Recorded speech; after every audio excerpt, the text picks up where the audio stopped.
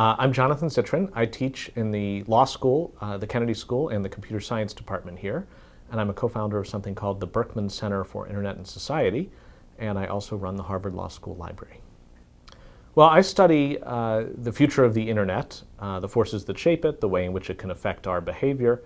And of course, there's a lot of overlap between that and what's going on in the scholarly and teaching worlds as those things have gone digital too.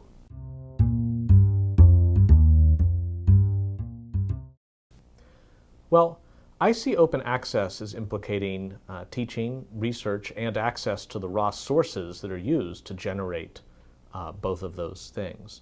So as a teacher, even for something that's non-technically focused, like first-year torts at the law school, where I ban laptops even, I'm interested in ways in which I can take my syllabus and materials and put those online for any other professor to read, to remix, ultimately making a community of people who teach a class like torts and have them able to drag and drop from different syllabi elements from those various syllabi, and with those elements come the underlying materials too.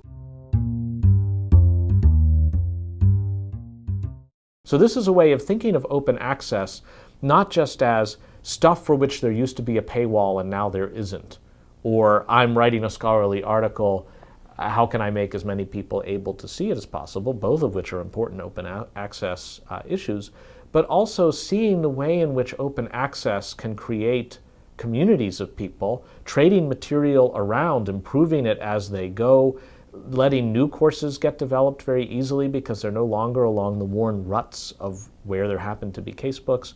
Open access makes all of that possible because it's like that Amazon shopping cart. I drag and drop. I don't have to clear the permissions because it's already open.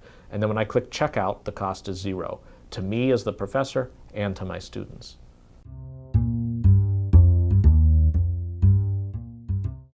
Within law, there is, as in many other fields, a real desire by authors to have their stuff read.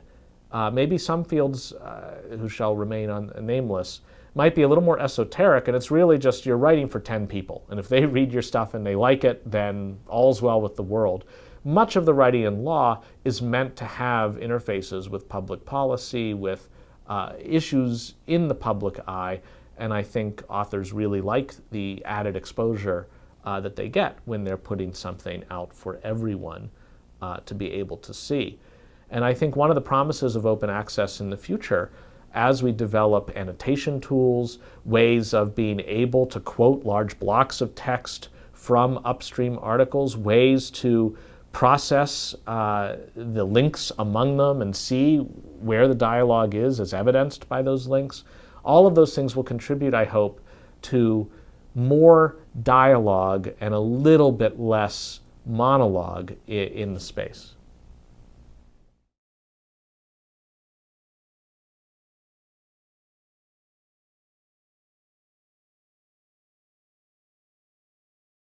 This video was produced by the Office for Scholarly Communication, a program of the Harvard Library.